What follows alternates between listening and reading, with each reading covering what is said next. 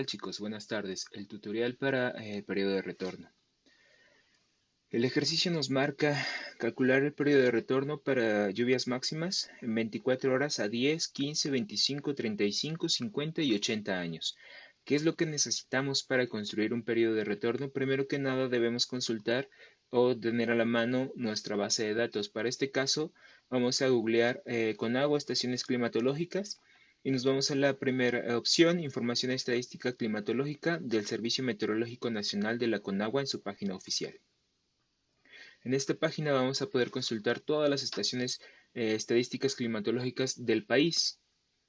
Para ello deberemos buscar entonces la estación climatológica del municipio de Toluca o de la ciudad de Toluca. Una vez localizado la estación de nuestro interés, la seleccionamos y podemos consultar sus datos básicos, así como lat long. En este caso vamos hasta la última opción, valores mensuales. Para ello vamos a buscar la tabla que haga referencia a las precipitaciones en 24 horas. Es la cuarta o quinta tabla y aquí está, lluvia máxima en 24 horas. Tenemos que la primera columna son los años que van de 1946 al 2016. Eso de que nos habla que para Toluca tenemos registro desde 1946 a la fecha. La segunda columna es el primer mes, enero, posteriormente febrero, marzo y así sucesivamente. Estos son los datos que ustedes deberán capturar. Ojo chicos, omitan las celdas que tengan o carezcan de valores o tengan un valor igual a cero, porque si hacemos una regresión con valores igual a cero, la recta va a considerar el cero como un valor observable. Dicho dato no es así, más bien carecemos de este dato. Por lo tanto, entonces todos nuestros meses no tendrán el mismo número de n. Habrá algunas n's más pequeñas y que otras. La n se deberá considerar para la fórmula del periodo de retorno. Supongamos que ya capturamos la primera columna o el primer mes, que sería febrero. En este caso, supongamos que son estos datos de 1946 al 2016, 71 datos. Para cada uno de ellos tenemos una precipitación máxima. Paso número 1, según el otro tutorial, es ordenar de mayor a menor nuestros datos. Para ello vamos a colocar un filtro y le decimos a Excel que nos ordene de manera descendente, de mayor a menor, y le colocamos un número de orden para cada dato o cada celda. Por lo tanto, deberíamos tener 71 datos. ¿Listo? Ahora, la fórmula nos dice que es periodo de retorno es igual a n más 1 entre el número de orden. En este caso, sería entonces periodo de retorno igual a n más 1 son 72 entre el número de orden. Cada celda tiene su número de orden. Corremos la fórmula para todas las demás. Y ahora, acto seguido, tenemos que construir una gráfica. Seleccionamos las dos columnas, insertamos una gráfica, en este caso de dispersión de puntos con línea. Yo les recomiendo siempre, chicos, atender el formato de sus gráficos para darle mayor calidad a sus trabajos. Periodo de retorno. Por ejemplo, en este caso, adicionemos título a los ejes. En este caso, el eje de las X nos interesa que sea en los milímetros de precipitación. Y en el eje de las Y vamos a nombrarlo como los años del periodo de retorno.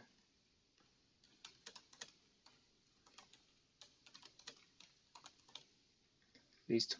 Pero si nosotros checamos los datos, están invertidos. Entonces, nos vamos con la opción de clic derecho o clic secundario, seleccionar datos y vamos a invertir nuestras columnas. De tal manera que en el eje de las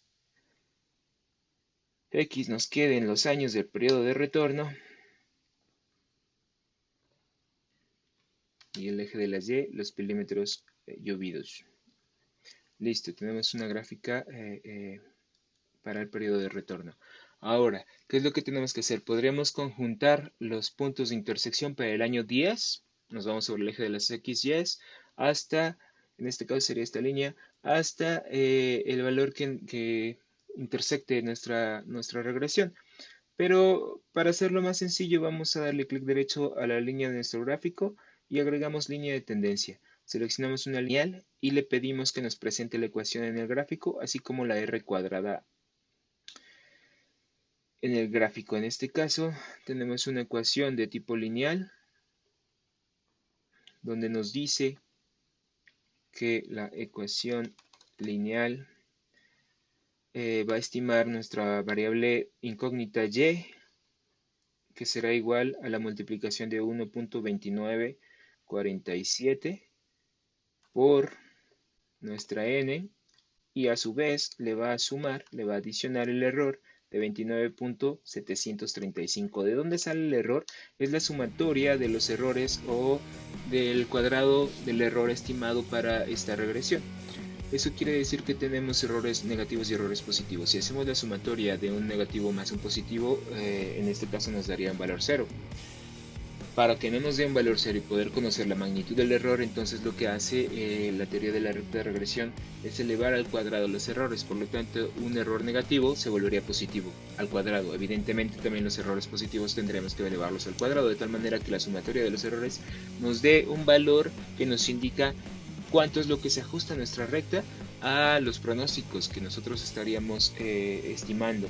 En este caso nos dice que es de 0.73. La R cuadrada se expresa de 0 a 1, donde 0 no tiene ninguna correlación, ninguna relación directa a estas variables, en donde no se explica el cambio de una no perjudica a la otra. Sin embargo, con un R cuadrado cercano a 1 o de 0.9999999 nos está hablando de una estrecha relación de variables. Esto quiere decir que cualquier cambio en una variable va a expresarse en un cambio de la variable de respuesta. En este caso, 0.73 es una R moderadamente fuerte, sí, pero no es estadísticamente defendible como si fuera una R mayor. Vamos a hacer otro ejemplo de otra ecuación. En este caso, vamos a seleccionar clic derecho sobre nuestra línea, agregar línea de tendencia, pero vamos a pedirle una línea logarítmica. De igual manera que nos presente la ecuación en el gráfico y el valor de R cuadrado.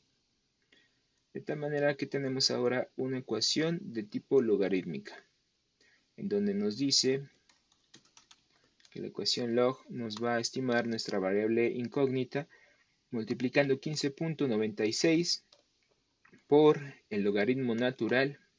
¿De quién será el logaritmo natural? Nuestra variable x. Y a esta variable x, más bien a esta multiplicación, le va a adicionar un error de 20.601. Bien, y nos pide el ejercicio calcular los años de 10, 15, 25, 35, 50 y 80 años. Entonces, 10, 15, 25, 35, 50 y 80 años. Vamos a estimar a través de dos ecuaciones, dos pronósticos diferentes para este periodo de retorno. Por lo tanto, le decimos al software que vamos a suplantar los valores de la ecuación 1.2947 por mi periodo de retorno más el error de 29.735. Y en el otro lado le decimos que queremos multiplicar 15.96 por el logaritmo natural de nuestro periodo de retorno o el periodo del tiempo. Le vamos a sumar el error de 20.601. Ok, vemos que tenemos un error, una diferencia en las estimaciones. Para la ecuación lineal tenemos 43 milímetros de lluvia en 10 años y para la ecuación logarítmica tenemos 57 milímetros de lluvia en un periodo de 10 años. Pero sin embargo, la R cuadrada del logaritmo, la ecuación logarítmica, es de 0.9566. ¿Qué quiere decir eso? Que nuestra recta de regresión se está ajustando muchísimo mejor a los pronósticos observados en la realidad. De tal manera que entonces cualquier pronóstico basado a través de la ecuación logarítmica va a tener una confiabilidad mayor que la ecuación lineal.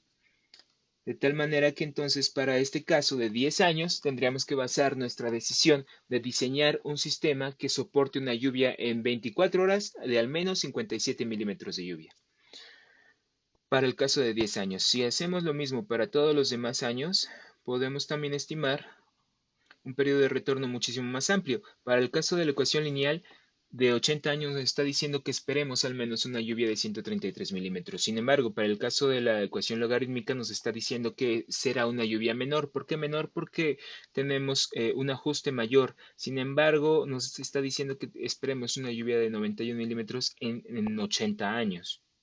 Si ustedes observan la gráfica con sus rectas de regresiones, esas diferencias se pueden apreciar de la línea de tendencia hacia la línea de las observaciones o la línea más oscura. Sin embargo, la recomendación acá es que se basen eh, para periodos de retorno cortos en una ecuación logarítmica porque tiene mayor sensibilidad. Sin embargo, para ecuaciones, digo, para periodos de retorno mayores o más amplios, nos deberemos basar en una ecuación lineal. ¿Por qué? Porque la ecuación lineal nos está considerando una mayor amplitud o una mayor cantidad de lluvia. Y para el caso de escenarios a futuro, siempre tendremos que considerar uno de los peores escenarios, que en este caso sería donde nos llovería más. Vale, de esta manera tenemos dos ecuaciones por mes y ustedes tendrán que construir dos ecuaciones para el resto del año. Posteriormente nos está pidiendo capturar o estimar la capacidad de almacenamiento del agua inundable que podríamos tener almacenada en nuestro área verde. Nos está diciendo que tenemos un área verde de 7 hectáreas, o sea, 70.000 metros cuadrados de área verde. Estos 70.000 metros cuadrados lo podemos inundar. Imagínense una tinota enorme de 70.000 metros cuadrados, pero con una altura pequeñita, nada más de 20 centímetros. Si multiplicamos 70.000 por punto 2, tendríamos una capacidad de almacenamiento de aproximadamente 14.000 metros cúbicos de lluvia. Eso es lo que podemos almacenar en un día en nuestro parque si lo inundamos. Pero ¿cuánto es lo que llueve en todo el distrito? Tenemos 17 hectáreas. Si multiplicamos 17 por 10.000 metros cuadrados que tiene cada una de estas hectáreas, tendríamos una superficie total de 170.000 metros cuadrados de superficie que va a recibir una altura de 133 milímetros de lluvia, o en otras palabras, 13.3 centímetros de lluvia, así de alto, pero en 170.000 metros cuadrados. ¿Cuánto volumen es eso? Hay que hacer las operaciones necesarias correspondientes, 170.000 por punto 133 y tendremos el volumen de lluvia de nuestro distrito. Si a este volumen total de lluvia le restamos el volumen que vamos a almacenar en nuestro parque mientras llueve y termina de llover y después vamos a desalojar poco a poco estas aguas, tendríamos un excedente que manejar a través de nuestro sistema. ¿Cuánto es este excedente? Lo espero en su respuesta, en su trabajo, por favor. Adicional a esto, nos están pidiendo una densidad poblacional. ¿Cómo se expresa la densidad poblacional urbana? En habitantes por hectárea. En este caso, nos están dando datos de que tenemos 58 edificios con 10 personas cada una, 580 personas en estos edificios que obedecen a cierto tipo de clase social. Y existen, por otro lado, 26 edificios de más de 2 niveles con 25 personas cada uno. Si multiplicamos 26 edificios por 25 personas, tendríamos el total de habitantes de clase media viviendo en estos edificios. Si sumamos estos dos datos y los dividimos entre las 17 hectáreas, tendremos unidad de habitantes por hectárea. Esa es la densidad poblacional. Y nos están pidiendo también la proporción del gasto de agua por vivienda por clase social. Si tenemos una población total y tenemos los datos en donde podemos apreciar, de acuerdo al tipo de clima, los litros que consumen cada una de estas personas, pues nada más hay que multiplicar la cantidad de litros que consumen por persona por clase social por el número de personas que contemplan la clase social en nuestro distrito para tener el gran total, el gran volumen.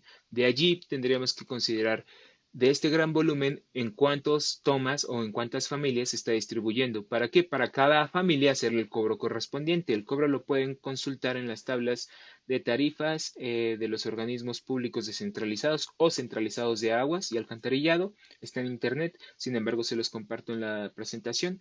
Ustedes seleccionan por mes cuánto está gastando cada toma o cada familia y para conocer la tarifa que ustedes van a cobrar. Posteriormente, esta tarifa la tienen que multiplicar por el total de volumen de metros cúbicos de agua consumados en un mes o consumidos en un mes y lo pueden multiplicar por 2 para conocer el consumo bimestral y cuánto dinero van a recaudar. Por otro lado, por último, nos está pidiendo el ejercicio calcular el volumen de agua que tenemos en nuestro cauce. tenemos que entonces hay que calcular la superficie en metros cuadrados en nuestro cauce. Tenemos las medidas en el diagrama. Únicamente habría que conocer la fórmula del trapecio para conocer su área, que es base mayor por base más base menor por altura entre 2. Conocemos el área y podemos conocer también la velocidad del gasto, de tal manera que quiero que ustedes analicen si este gasto, si nosotros utilizamos todo el agua necesaria para alimentar a este distrito, nos va a alcanzar con este río. Si nos alcanza, ¿cuánta agua podemos utilizar de este río? Si no nos alcanza, ¿cuánta agua estaríamos necesitando o nos estaría haciendo falta para completar todo lo demás? Por último, chicos, me gustaría que me respondieran el siguiente cuestionamiento. Demos por hecho que ustedes ya saben que hay una fuga en su sistema. Quiero que me respondan cómo es que se enteraron de esta fuga en el sistema sin hacer ningún gasto y sin salir de su oficina. ¿Cómo es que saben de esta fuga y si pueden ustedes saber cuánto es el volumen de agua que se está perdiendo de nueva cuenta sin salir de la oficina? ¿Vale? De cualquier modo, si tienen alguna duda, algún cuestionamiento respecto al ejercicio, ya sea del periodo de retorno o las cuestiones de razonamiento de gasto y caudal del cauce, pueden escribir para cualquier duda. Asimismo espero sus tareas entonces y las dos ecuaciones, una lineal y una logarítmica, por mes del año de 1946 al 2016. Que tengan un excelente día, quédense en casa.